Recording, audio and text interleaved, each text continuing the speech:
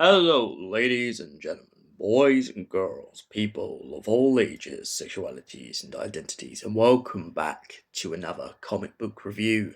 And today is another Marvel comic, The Call of Duty, The Precinct.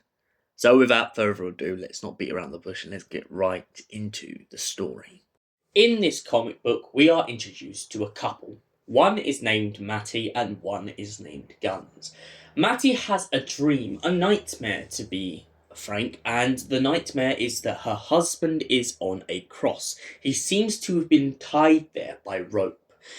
As she goes to unhook him from the ropes, she finds herself tied in them in a way herself. She feels like her relationship with her husband is growing more and more distant.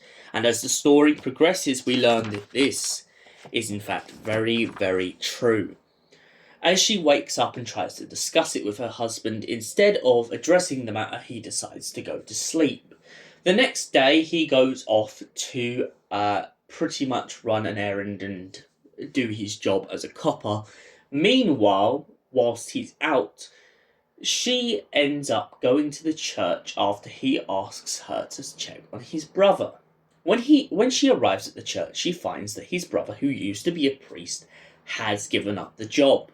So when she goes looking for him even further, she ends up turning up at his place, only to discover that he has a bunch of pictures of her in very, very exposed attire.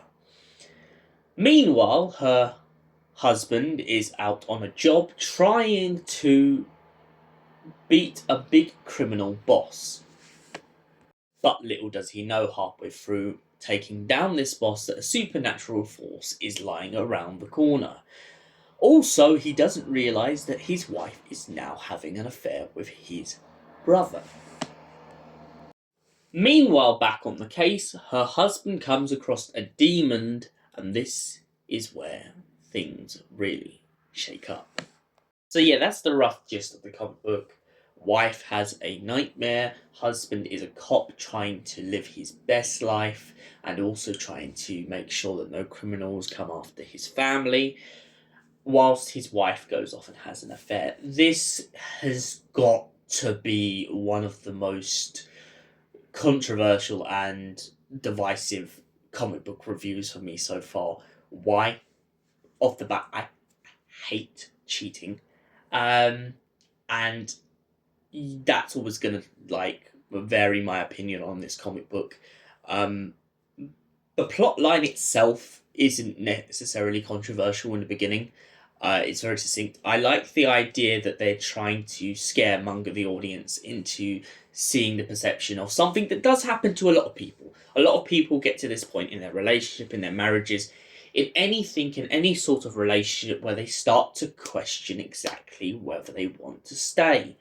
However, due to my own personal beliefs, I feel like fair enough this happens in the comic book and fair enough this is addressed and it has to be addressed in a lot of media, but I do feel like this happens so quickly. I mean, there is literally a piece of dialogue in this comic book where Matty, who's the wife, says to her husband about the fact that she is worried that her brother-in-law has a thing for her, and it's true.